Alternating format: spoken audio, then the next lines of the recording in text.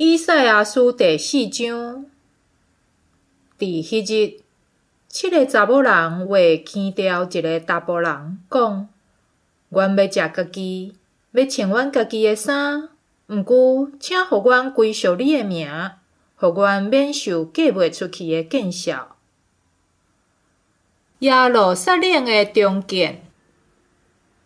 伫迄日，上主的心意话水阁无成，土地出产的果子话成做以色列死无去的人的夸耀甲荣光。遐个留伫锡安，就是所有徛起伫耶路撒冷受竞选要活地的人，因拢会受分别做圣。上主一定会用审判的神甲烧毁的神，洗除锡安住民的拉残，对因中间洗清耶路撒冷刣人的血热。后来，上主会伫规座锡安山甲所有的会众顶面，伫日时造云，伫暝时造有烟甲火焰的光。